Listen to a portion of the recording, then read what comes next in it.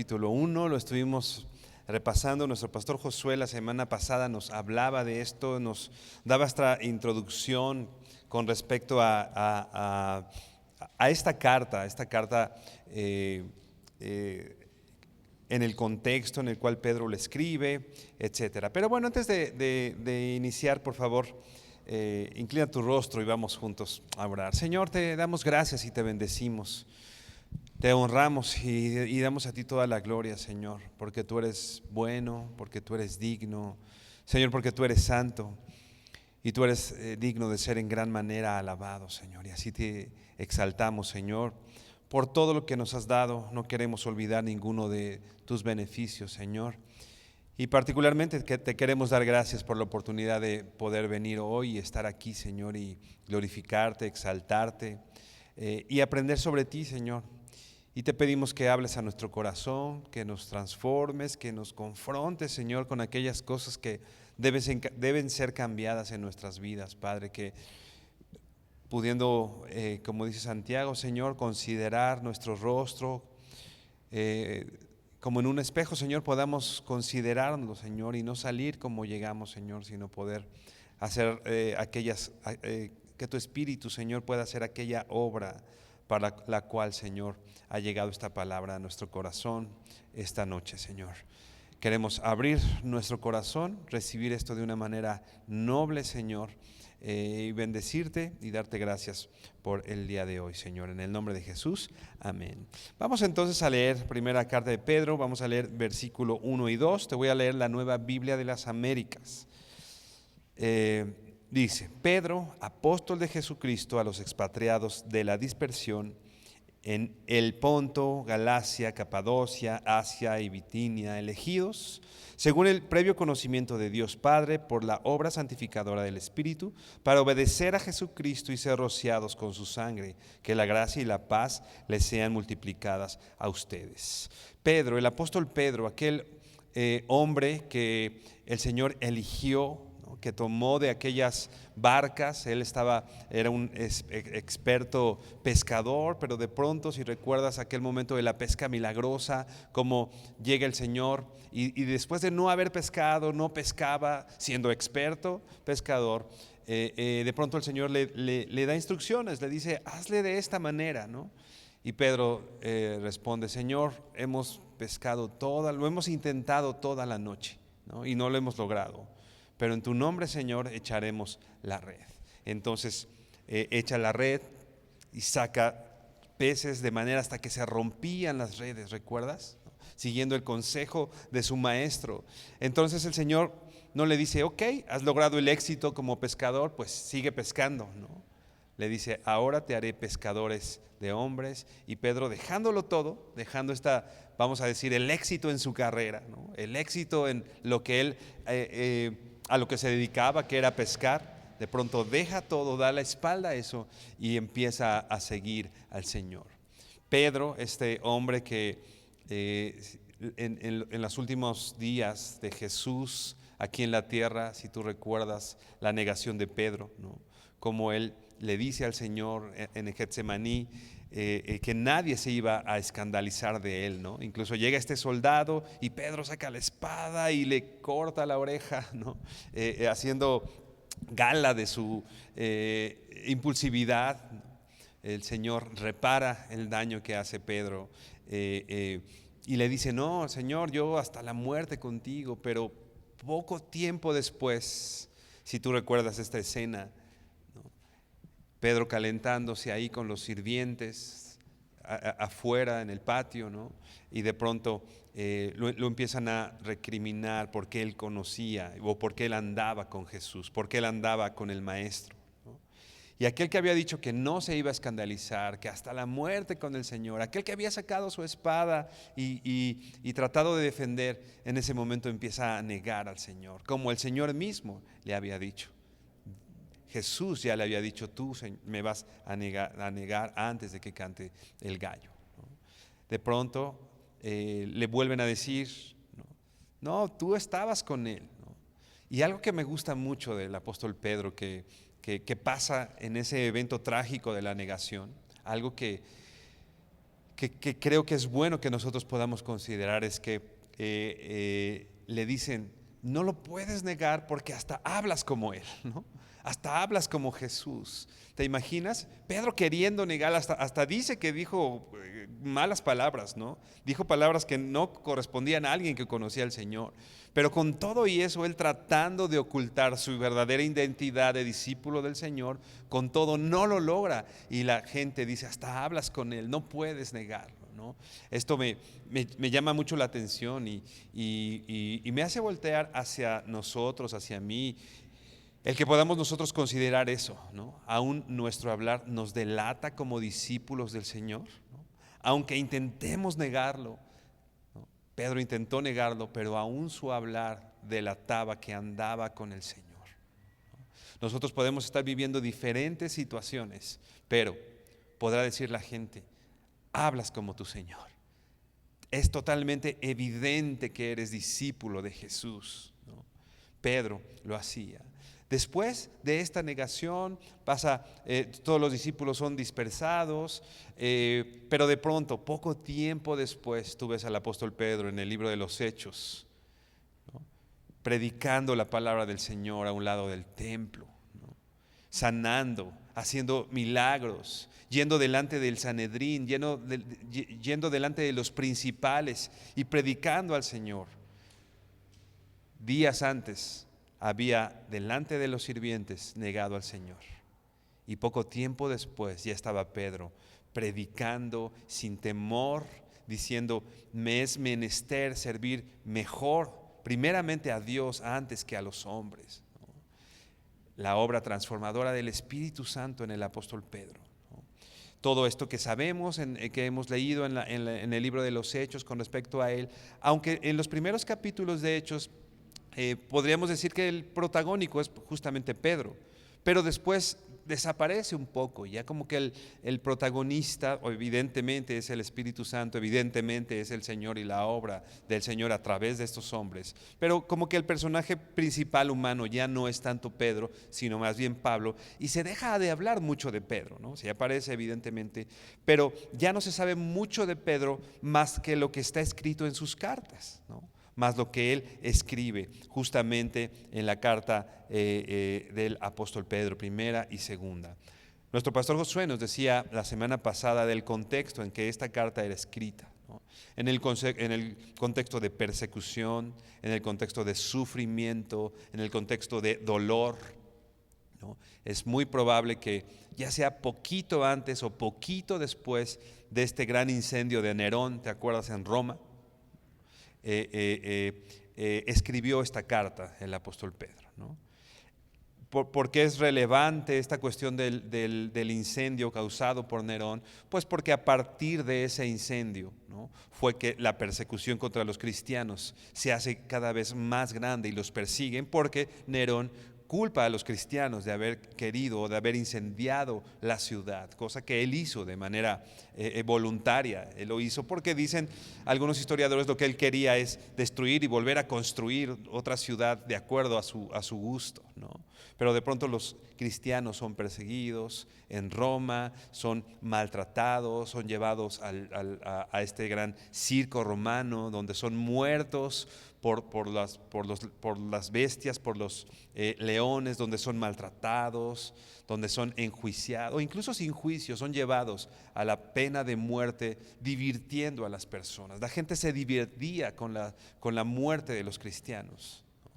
Los hacían entrar a esta gran arena y la gente divertida viendo cómo se mataban entre sí o cómo alguien los ejecutaba o cómo llegaban leones y los descuartizaban. Ese era el contexto en el cual el apóstol Pedro está escribiendo. Sufrimiento, dolor, situaciones complicadas, situaciones difíciles para un hijo de Dios. De hecho, más adelante vamos a estudiar que Pedro dice en esta carta que él está en Babilonia. Y hay varias posturas en este sentido. Una podría ser que en efecto estaba en Babilonia, ¿no? Pero difícilmente podría haber sido por las zonas donde andaba Pedro. Era muy difícil que en efecto anduviera en Babilonia o en alguna otra ciudad que llevara este nombre. En realidad, muy probablemente se encontraba en Roma, ¿no? pero él le llamaba Babilonia por todo lo que esto implicaba, ¿no? La cuestión pecaminosa, la cuestión, todo lo que estamos describiendo, todo lo que estaba pasando en Roma, y un tanto para esconderse, ¿no? Para no delatar a través de su carta en dónde estaba él. Él estaba en Roma y pone en Babilonia. De alguna manera nos da cierta luz de que él se estaba escondiendo, o sea, estaba huyendo.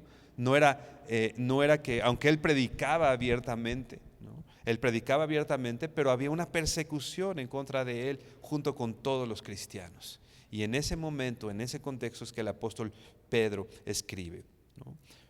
Versículo 1, Pedro, apóstol de Jesucristo, a los expatriados de la dispersión. Igual, haciendo un pequeño resumen y solamente hilando hacia dónde vamos, nuestro pastor Josué nos hablaba con respecto a la dispersión, ¿no? A los expatriados. El apóstol Pedro les está escribiendo precisamente a aquellos que no tienen patria, o los que han salido de su patria, los que no tienen un lugar fijo, ¿no? Aquellos, me imagino un tanto, aquellos que por necesidad han tenido que salir, por ejemplo, de México, ¿no? Buscando un mejor trabajo en algún otro país, ¿no? Llegan y este conflicto en el que pues ya estoy en otro país y no me hallo, ¿no? No es mi casa, no es el lugar donde me hacen falta mis tacos y me hace falta el mole y me hacen falta mis tortillas, ¿no?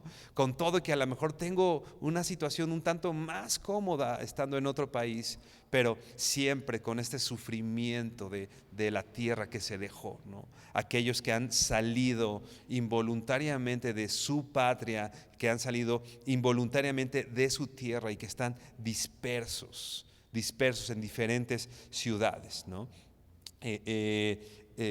Dispersión, esta palabra que se puede traducir también diáspora, ¿no? Que se usa mucho esa expresión, como veíamos la semana pasada, para describir o para hablar con respecto a los judíos, ¿no? Que en varias partes de la historia habían sido expatriados, ¿no? Sacados de su tierra, de Jerusalén, ¿no? Para ser repartidos en diferentes lugares. En varios momentos en la historia esto pasó, ¿no? Estamos estudiando los domingos esta cuestión de cuando llegan de Babilonia y es destruido Jerusalén y son expatriados o son sacados del lugar donde ellos vivían. Entonces se hacía alusión o podría hacerse alusión con esta palabra con respecto a los judíos, o que quizá los judíos en ese momento estaban no en su tierra, sino podrían estar en diferentes ciudades. Pero al hablar de diáspora o de dispersión, así como puede referirse a los judíos, ¿no? El contexto más bien indica que se refiere a todos los hijos de Dios, a todos los cristianos que están fuera o que son expatriados, que están fuera de su nación, fuera de su lugar, vamos a decir, de origen, ¿no? Que son residentes temporales en algún lugar. Esos son los expatriados en la dispersión, aquellos que son residentes temporales en algún lugar, quienes son extranjeros o quienes son refugiados en el lugar en el que están viviendo y están dispersos. Vamos por favor ahí justo en Pedro, 1 de Pedro 2, pero vamos al capítulo 2, versículo 11. ¿Quiénes son estos expatriados o quiénes son estos extranjeros o quiénes son aquellos que no se encuentran en su verdadera nación o en su verdadero hogar? 1 Pedro 2:11 dice así, te sigo leyendo la Nueva Biblia de las Américas, dice: amados, les ruego como a extranjeros y peregrinos. Le está hablando, decíamos, a los hijos de Dios y les está diciendo: ustedes son extranjeros y son peregrinos. Sigue diciendo que se abstengan de las pasiones carnales que combaten contra el alma. ¿Qué les está diciendo? Está diciendo que tú y yo somos extranjeros en esta tierra, que somos peregrinos, que estamos aquí de paso, que este no es nuestro verdadero lugar, ¿no? Un gran predicador decía, si no estás cómodo en el mundo, es porque este no es tu lugar. Es porque aquí no es el lugar que Dios diseñó para que estés por siempre, ¿no? Esto es un mero trayecto hasta que llegamos a nuestra verdadera patria. Nosotros en esta tierra somos extranjeros. No somos de este mundo, no somos de esta tierra. Y es lo que el apóstol Pedro dice. Primero le dice a los expatriados o a los que están fuera de su lugar de residencia en el capítulo 1, versículo 1. Y ahora, amados, te ruego como extranjeros, compórtate como un extranjero. Un extranjero no echa sus raíces, ¿no?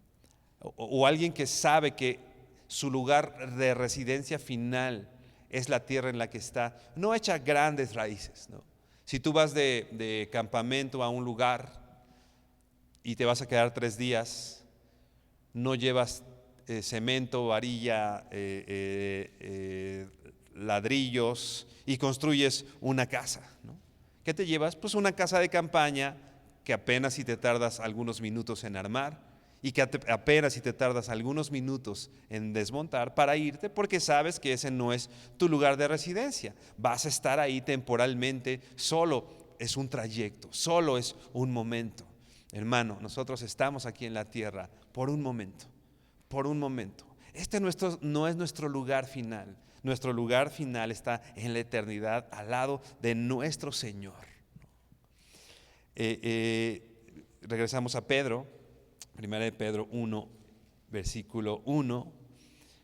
Pedro, apóstol de Jesucristo, a los expatriados de la dispersión, empieza a decir diferentes ciudades en el Ponto, Galacia, Capadocia, Asia y Bitinia. Y dice elegidos en el siguiente capítulo. La Nueva Biblia de las Américas está dentro del capítulo, del versículo 2, ¿no? Elegidos. John MacArthur dice esto: como expatriados espirituales, que somos tú y yo, que es el pueblo a quien Pedro se está dirigiendo, como expatriados espirituales, lo más importante para los lectores de Pedro no era su relación con la tierra. Lo más importante para aquellos a quien Pedro les escribe no es su condición en la tierra. Dice MacArthur, su relación en la tierra. Que si soy expatriado, que si no estoy en mi lugar de residencia, que si no estoy cómodo, que si hay persecución, que si hay sufrimiento. Podemos pensar en la persecución, por eso el contexto es importante, en la persecución que los cristianos estaban sufriendo en este tiempo. Pero también podemos pensar en aquellas cosas que en nuestra vida no son cómodas o nos llevan a sufrir o nos llevan... John MacArthur está diciendo, lo importante no es tu relación con esta tierra, cómo te está tratando esta tierra o tu situación dentro de esta tierra. Más bien dice, sino tu relación con el cielo. Por eso dice, los expatriados de la dispersión, está diciendo una realidad, somos extranjeros en esta ciudad, pero ¿cuál es nuestra identidad? Dice aquí, elegidos. ¿Qué es lo que me da consuelo en esta sociedad que ni me entiende y que ni entiendo? ¿Cuál es mi esperanza en esta cultura donde los cristianos son perseguidos? ¿No? Hablando de este contexto, pero hoy, ¿no? Donde si tú de pronto te levantas y hablas de lo que dice la Biblia, ¿no? Eres ridiculizado, ¿no? Que si tú hablas y dices lo que dice la Biblia, dicen que es para ignorantes, porque para aquellos que no conocen al Señor, el Evangelio es locura. Entonces de pronto tú hablas del Evangelio y esto es una locura. ¿Cómo crees? ¿Cómo alguien en este siglo puede creer estas cosas? ¿Cuál es el consuelo? Sí, soy un extraterrestre, pero soy elegido por el Señor. El Señor me eligió. Vamos por favor a Hebreos 11, versículos 9 y 10. Hermano, no te conformes ni te desilusiones cuando las cosas están difíciles en esta tierra. Porque hermano, no te voy a decir que van a mejorar. No te voy a decir que todo va a estar mejor en los siguientes años, ¿no? Va a acabar la 4ª ola y de ahí, hermano, ya la tenemos bien fácil. Porque eso no es así, ¿no? Seguramente, si no es una pandemia, si no son estas situaciones que estamos viviendo hoy, será alguna otra situación, pero las cosas no necesariamente van a estar mejor. Se acaba hace unos días de desatar una guerra, ¿no? Que bueno, finalmente, si Dios lo permite, tiene tintes de ponerse cada vez peor, ¿no? Vamos saliendo de la pandemia y de pronto guerra. Y dicen por ahí que pudiera convertirse en una guerra mundial, ¿no? No va a pasar. Aquel que te diga que las cosas en esta tierra van a mejorar, finalmente no está yendo a lo que dice la Biblia, porque eso no lo dice así. Pero repito otra vez, ¿cuál es nuestra esperanza? ¿En dónde ponemos nuestros ojos? Hebreos 11 habla de todos estos hombres que tenían sus ojos no puestos en esta tierra o en su lugar donde eran residentes actualmente. Dice versículo 9, por la fe habitó como extranjero en la tierra de la promesa, como en tierra extraña, viviendo en tiendas como Isaac y Jacob, coherederos de la misma promesa, pues porque esperaba la ciudad que tiene cimientos, cuyo arquitecto y constructor es Dios. Por la fe nosotros habitamos en esta tierra extraña, ¿no? Esta tierra que como describimos, esta tierra en la que no entramos bien, en la que no somos parte de, ¿no? Y vivimos en tiendas. No quiere decir que literalmente todos aquí vayamos y compremos una tienda y nos podamos a vivir, pero sí con la conciencia que la casa en la que vives no es tu casa eterna. El lugar en el que estás, tu cuerpo en el que estás hoy, no es tu morada ni tu residencia eterna. Eso va a terminar, ¿no? Y como aquellos hombres coherederos de la misma promesa, esperan la ciudad que tiene cimientos, cuyo arquitecto y constructor es Dios. Esa ciudad que tienen, hoy podemos quejarnos, el tráfico, el transporte, los baches, etcétera, ¿no? ¿Te imaginas la ciudad donde el arquitecto y constructor es Dios? Es como cuando vas por la carretera, ¿no? Y de pronto te encuentras en un lugar de muchos baches, pero bueno, sabes que vas a salir de ese lugar y vas a llegar a otro, no es que vivas ahí, ¿no? El lugar que estos hombres esperaban era justamente esta ciudad que tiene cimientos, la cual ha diseñado el Señor y construido el Señor. Vamos a versículo 13, para no detenernos demasiado tiempo en Hebreos 11, que podríamos hacerlo, pero para poder seguir adelante. Versículo 13 dice así, hablando de todos estos hombres de fe, versículo 13, todos estos murieron en fe, sin haber recibido la promesa, pero habiéndolas visto desde lejos y aceptado con gusto, confesando que eran extranjeros y peregrinos sobre la tierra. Estos hombres, ¿por qué pudieron vivir por fe? Porque sabían que eran extranjeros y peregrinos en esta tierra. ¿Por qué nosotros podemos vivir en fe estando en esta tierra? Porque somos extranjeros y peregrinos. No eres de este mundo, hermano. No somos de esta tierra. Somos extranjeros sobre la tierra, dice el versículo 14. Porque los que dicen tales cosas claramente dan a entender que buscan una patria propia. Vamos a llegar a nuestra verdadera patria. Y dice el versículo 15, y si en verdad hubieran estado pensando en aquella patria de donde salieron, habrían tenido la oportunidad de volver. Ellos hubieran podido regresar de donde vinieron. Nosotros pudiéramos regresar a aquel lugar donde Dios nos sacó. Tendríamos la posibilidad de hacerlo como estos hombres, pero ellos decidieron no hacerlo. Pero tú y yo decidimos no regresar al lugar donde Dios nos sacó. Versículo 16, pero en realidad anhelan una patria mejor. ¿Por qué no regresamos a aquel lugar donde Dios nos sacó? Porque anhelamos una patria mejor, porque anhelamos un lugar mejor, dice, una patria mejor, es decir, la celestial. La celestial. ¿Te imaginas? Por lo cual Dios no se avergüenza de ser llamado Dios de ellos, pues les ha preparado una ciudad. El Señor nos dijo, Señor Jesús, voy a preparar lugar para ustedes. Y así, parafraseando un poco, y de verdad créanme, porque si no fuera así, ¿para qué les digo que voy a preparar ciudad, no? El Señor está preparando lugar donde habitemos con Él, una patria celestial, el verdadero lugar a donde de donde somos, donde está nuestro cimiento, donde está nuestra identidad, ¿no? La patria celestial. Y por esa fe, dice aquí, por lo cual Dios no se avergüenza de ser llamado Dios de ellos, pues les ha preparado una ciudad. Es algo que no causa vergüenza y que el Señor no se avergüenza. El Señor no está así, chispas, están sufriendo mucho, qué pena.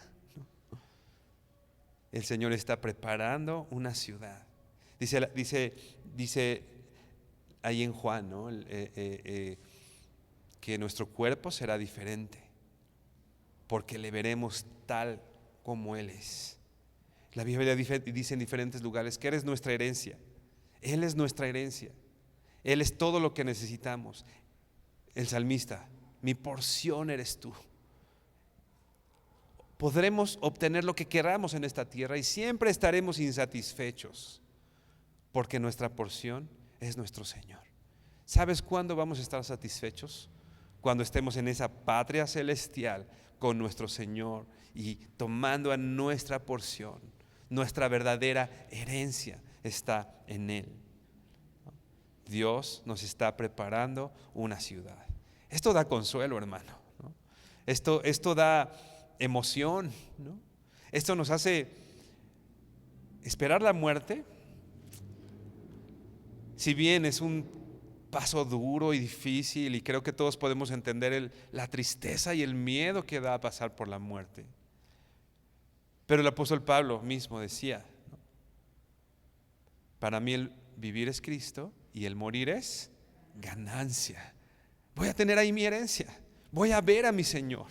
El apóstol Pablo decía, aquí estoy en esta tierra pues por ustedes, porque pues todavía hay que enseñarles. Pero si fuera por mí, yo ya estaría en el cielo disfrutando de la presencia del Señor. Así que cuando nos acerquemos a ese momento, que es cualquier momento, ¿no? ¿Qué es cualquier momento? Sepamos que la muerte para un hijo de Dios no es una pérdida. El vivir es Cristo y el morir es ganancia. La muerte no es una pérdida, ¿no? Cuando vas a algún velorio, ¿cuál es la frase, no? Lamentamos tu pérdida. Pero si es un hijo de Dios, esa no es la frase a decir, porque la muerte para un hijo de Dios es ganancia. Ganaremos a Cristo, ganaremos nuestra herencia, ¿no? Dificultades y es comprensible el sufrimiento cuando muere un ser querido, por supuesto. Somos humanos y nos dolemos, pero no como los que no tienen esperanza. Hermano, tenemos una esperanza que no está en esta tierra. Vamos a regresar a 1 de Pedro 1. Pedro, apóstol de Jesucristo, a los expatriados de la dispersión en el Ponto, Galacia, Capadocia, Asia y Bitinia, elegidos. Con esto en mente, con lo que acabamos ya de explicar, podemos entender el contraste.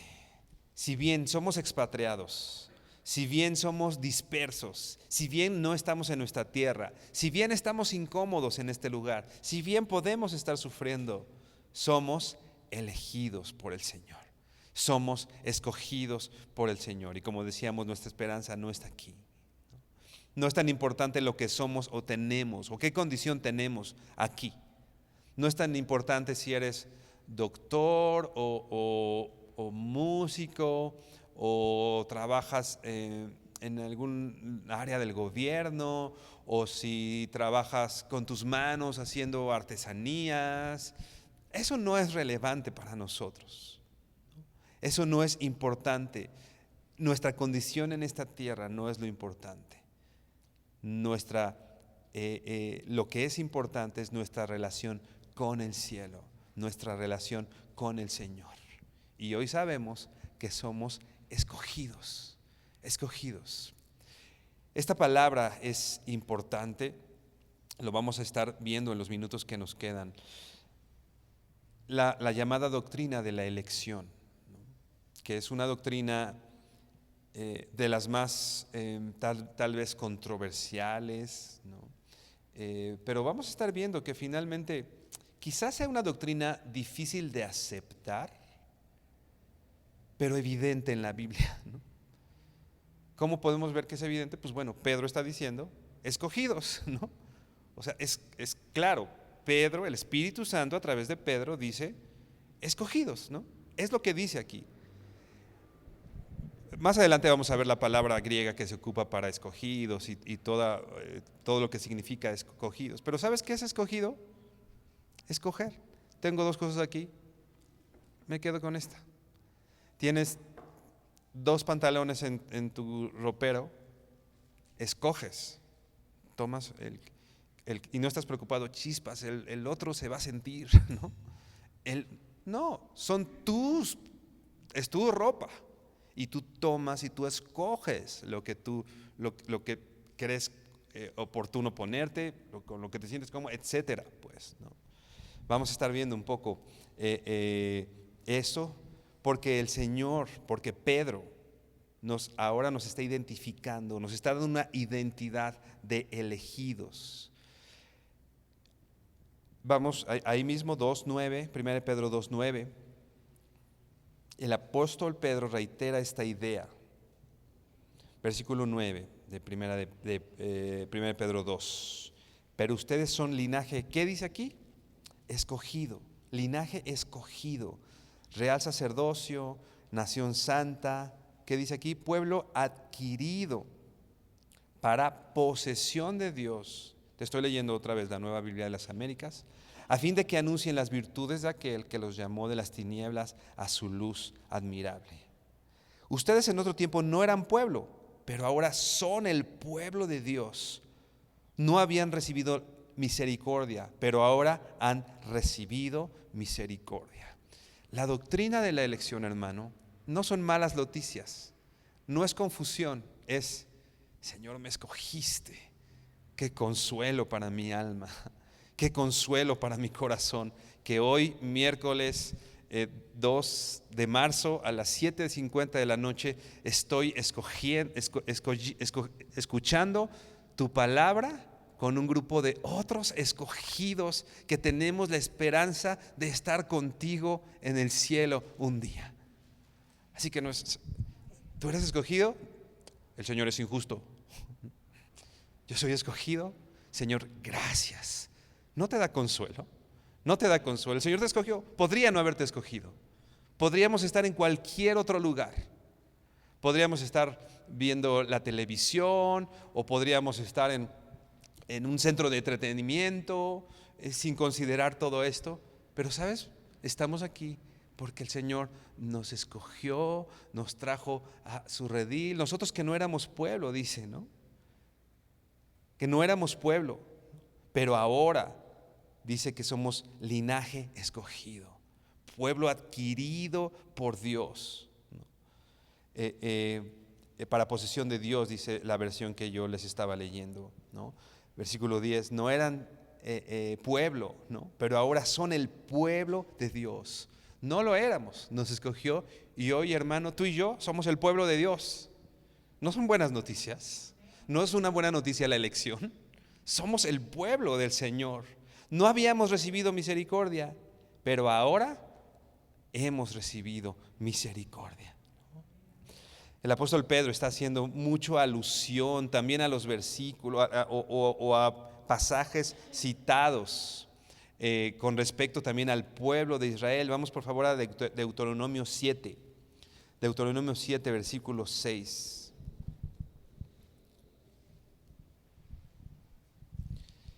Y dice así: porque tú eres pueblo santo para el Señor tu Dios. El Señor tu Dios te ha escogido para ser pueblo suyo. ¿Qué hizo el Señor con el pueblo de Israel? Lo escogió. Lo escogió. ¿Qué le va a decir o qué le va a recriminar el vaso al alfarero de cómo hace las cosas. El alfarero toma el material. ¿Has visto cómo trabajan los alfareros? Trabajan, empiezan a formar, y si de pronto no está bien o creen que no es correcto, lo deshacen y lo vuelven a formar, ¿no? ¿Qué le vamos a decir al Señor si Él es Dios? Si Él es soberano, otra de las doctrinas más atacadas o menos aceptadas, la soberanía de Dios. Si Dios es soberano, soberano es, en resumen, que Él no tiene que pedirle permiso a nadie para hacer su voluntad, ¿no? La soberanía de los pueblos, ¿no? Se supone, ¿no? ¿De qué se trata? Pues que un país no tiene que, para su autogobierno, no tiene que estar a expensas de lo que otro país le diga, ¿no? Él puede hacer sus determinaciones en cuanto a sus leyes, etcétera, ¿no? Si Dios es soberano, Él puede determinar lo que hace. Él puede determinar, escoger o no escoger. Y Él determinó escoger al pueblo de Israel. ¿Por qué no a los romanos? ¿O por qué no a los caldeos, ¿no? Etcétera. ¿Tienes la respuesta? Pues yo no, solo que Él es soberano. Solo que Él decide, y Él decidió escoger al pueblo de Israel, y es lo que dice aquí: el Señor tu Dios te ha escogido para ser pueblo suyo de entre todos los pueblos que están sobre la superficie de la tierra. Vamos por favor ahora a Efesios 1, versículo 11.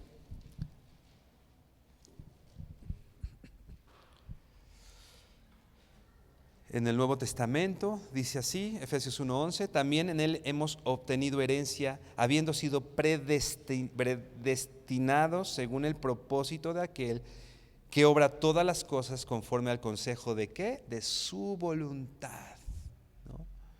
Según el designio de su voluntad, dice la otra versión, ¿no? En Él hemos obtenido herencia, habiendo sido, dice aquí, predestinados, con el anticipado conocimiento, o desde un destino, vamos a decir, o un final anticipado por el Señor, ¿no? Anticipado por Dios, ¿no? Y es algo que Jesús tampoco duda en enseñar. Vamos por favor a Juan 6:44. Juan 6:44.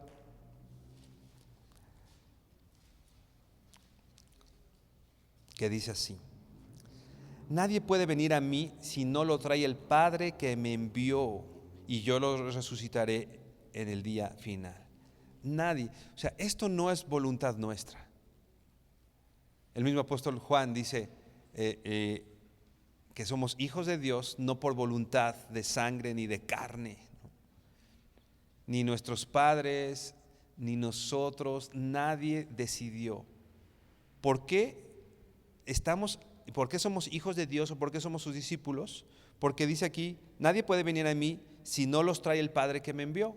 Estamos aquí porque el Padre nos trajo al Señor, ¿no? Vamos por favor a Juan 13:18. Juan 13:18 dice: no hablo de todos ustedes, me voy a ir un poquito más rápido por cuestión de tiempo, pero dice así: no hablo de todos ustedes, yo conozco a los que he escogido, pero es para que se cumpla la escritura: el que come mi pan ha levantado contra mí su talón. Yo conozco a los que he escogido. Por eso digo, puede ser una doctrina difícil de aceptar, pero clara en la Biblia, ¿no?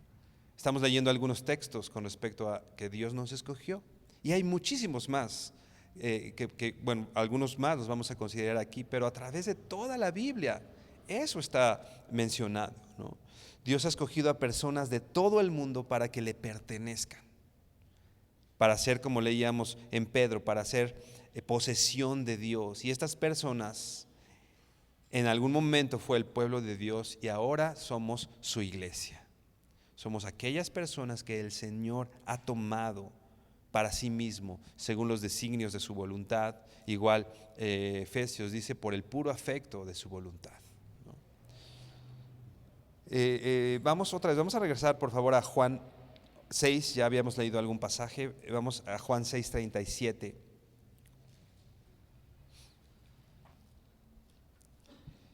Vamos a leer varios versos de Juan 6. Dice, versículo 37, todo el que el Padre me da, vendrá a mí. Hay quien lo dice que es como el regalo del Padre al Hijo, ¿no? Todo lo que el Padre me da, vendrá a mí. El que viene a mí, de ningún modo lo echaré fuera. ¿Por qué no va a echar fuera a nadie que venga delante de él? Porque es un regalo del Padre, porque el Padre se lo ha dado. Porque he descendido del cielo no para hacer mi voluntad, sino la voluntad del que me envió, o sea, la voluntad de su Padre. Por eso el que a mí viene yo no lo echo fuera, porque su Padre es el que lo trajo y el Señor estaba aquí haciendo la voluntad del que lo envió, de la voluntad de su Padre, ¿no? Versículo 41. Por eso los judíos murmuraban de él, porque había dicho, yo soy el pan que descendió del cielo, y decían, ¿no es este Jesús el hijo de José, cuyo padre y madre nosotros conocemos? Y como es que ahora dice, yo he descendido del cielo, Jesús les dijo, no murmuren más. Otra vez, nadie puede venir a mí si no lo trae el Padre que me envió, y yo lo resucitaré en el día final. ¿Por qué has venido al Señor? Yo una vez, siendo niño, muy chiquito, tendría como unos 6, 7 años, me acuerdo que llegamos a la casa de unos hermanos de la iglesia y un hombre, un hermano, no lo conocía antes y jamás supe después quién era, pero son de esas cosas que de niño te impresionan. Dio su testimonio, ¿no? Y un testimonio bastante duro y bastante de cuestión de violencia y bueno, de esos testimonios que sí te sacan de onda, ¿no? Y más bueno para un niño. Y dice que alguien lo confrontó y que alguien le dijo, oye, pero yo también soy cristiano, ¿no? Y este hombre, la respuesta que dio, que fue lo que me impresionó del testimonio, y yo tenía 7 años, y le dijo así a este hombre, pero la diferencia entre tú y yo es que Dios te escogió a ti, pero yo escogí a Dios. O sea, se puso el mérito, se atribuyó el mérito de él escoger a Dios. La Biblia dice que Él nos hace aceptos en el amado. A veces decimos esta palabra de acepta a Jesús en tu corazón, ¿no? Y bueno, es algo que usamos entre cristianos, pero en realidad es el Señor nos acepta a nosotros. El Señor no está así para, Él me aceptó, órale, ¿no? Qué buena onda que me aceptó. No, más bien Él nos acepta a nosotros, ¿no? Y nos hace aceptos, dice, en el amado. Este hombre se sentía un mejor cristiano porque él eligió a Dios. ¿Te das cuenta? Entonces, ¿para qué la gracia, no? Y aquí dice que un hijo de Dios o un discípulo de Jesús no es el que escoge al Padre, es el Padre lo toma y lo trae. El punto es este, hermano, no tenemos mérito alguno. A veces decimos, el Señor me escogió y aceptamos que Él nos escogió, pero porque sabía que yo le iba a ser fiel, ¿no? El Señor me escogió porque vio mi corazón que era un buen corazón. La Biblia no dice eso. La Biblia dice que cuando estábamos nosotros muertos en nuestros delitos y pecados, o sea, ¿vio tu buen corazón? No, nos vio muertos en nuestros delitos y en nuestros pecados. ¿Vio algo en mí bueno? Y te lo voy a decir de mí, no, porque en mí no hay nada bueno. Nada que pueda, cantábamos hace ratito, ¿no? Nada que te pueda impresionar. ¿Qué voy a hacer delante de Dios así como para impresionarlo? Señor, te convengo, ¿no? Como si fuera un equipo, un cazatalentos, ¿no? Que llega de diferentes regiones y ese es buen jugador, ese puede servir para mi equipo, lo traigo, ¿no? No hay ningún mérito en nosotros. El mérito es todo del Señor. La misericordia es del Señor. Romanos, no es de quien quiere, no es de quien corre, sino es el Señor el que tiene misericordia. Todos estamos aquí por la misericordia y por la gracia del Señor. Vamos ahora a Juan 17.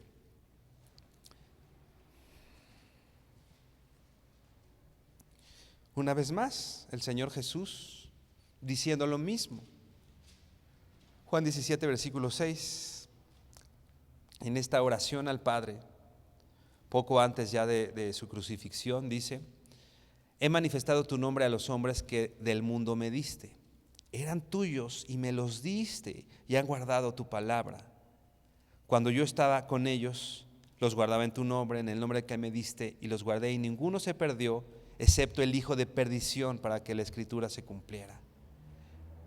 Porque quiero que los que me has dado estén también conmigo donde yo estoy, para que vean mi gloria, la gloria que me has dado, porque me has amado desde antes de la fundación del mundo.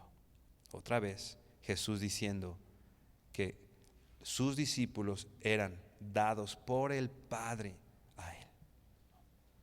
No existe mérito humano en esto. No podríamos. Igual Romanos. ¿Hay alguien que pueda poner en deuda a Dios? Y se refiere a esto. ¿Hay alguien que por sus buenas obras o por el cumplimiento de la ley, ¿no?, o por el cumplimiento de preceptos pone en deuda a Dios? No sé si te ha llegado a pasar. A mí me pasó hace algunos años. Yo llevaba en la iglesia sirviendo años, mucho tiempo y situaciones y de repente como que uno piensa que por haber servido en la iglesia el Señor ya tiene una deuda contigo, ¿no? Así como que ya sirvo en la iglesia y me descubrí orando al Señor diciendo: Señor, yo que llevo sirviendo tanto tiempo, o sea, como, Señor, ya hice algo por ti, ahora tú tienes que hacer algo por mí. Nadie puede poner en deuda a Dios. Nosotros le servimos porque Él nos amó primero, por lo que Él hizo primero.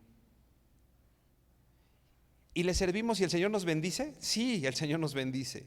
Y el Señor nos da una plenitud como siervos y el Señor hace cosas y nos sigue bendiciendo. Sí, porque Él es misericordioso, pero Él no tendría que hacer nada más.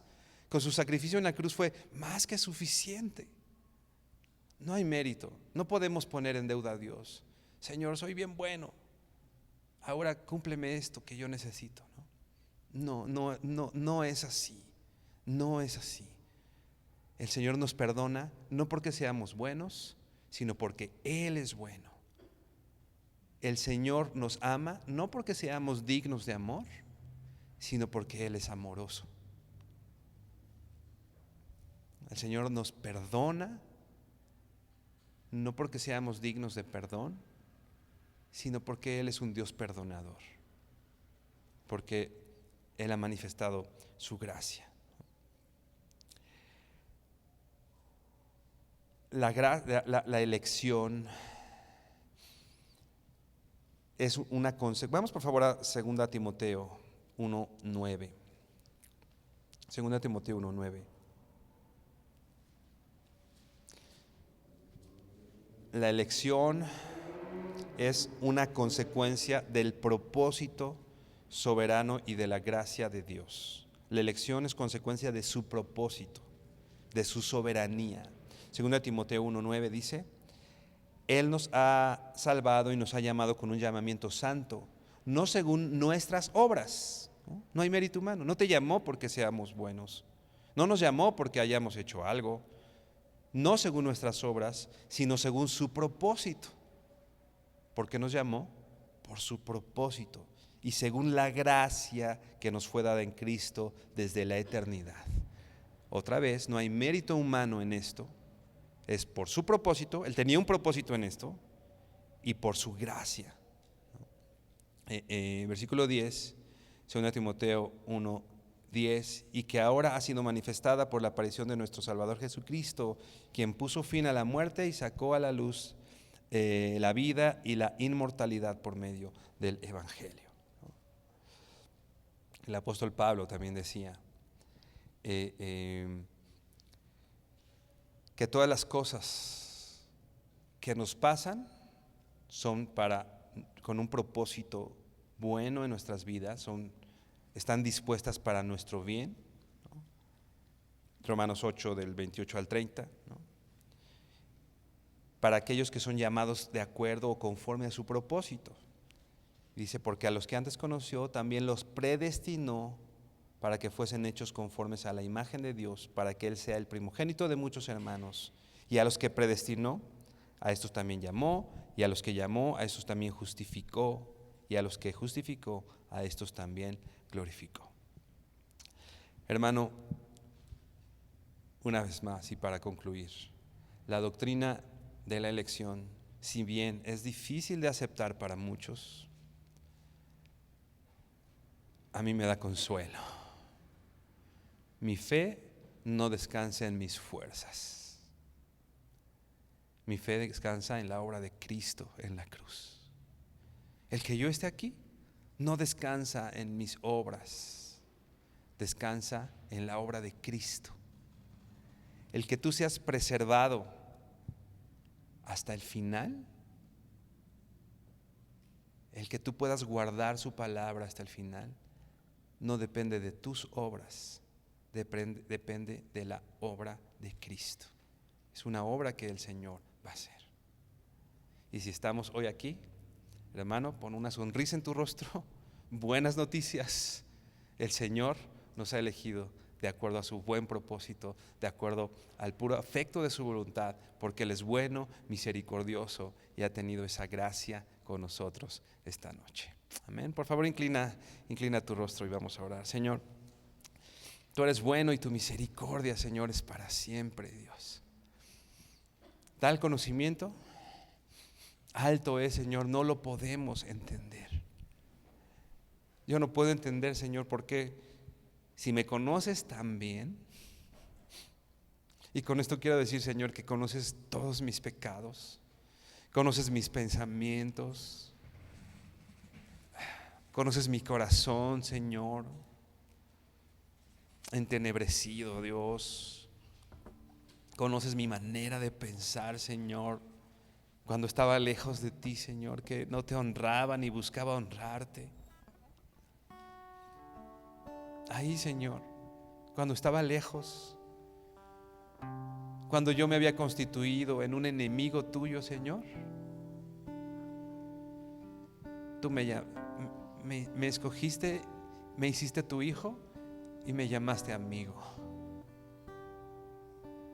No porque soy bueno, sino porque tú eres bueno. No porque soy santo, Señor, sino porque tú eres santo. Gracias, Señor, por tenernos esta noche aquí, Señor. Gracias, Señor, porque estamos en un lugar seguro, que es la iglesia. Gracias, Señor, porque te has manifestado a través de tu Hijo Jesucristo. Y aquello, Señor, que para muchos es un misterio, para hoy, Señor, hoy para nosotros es tan claro.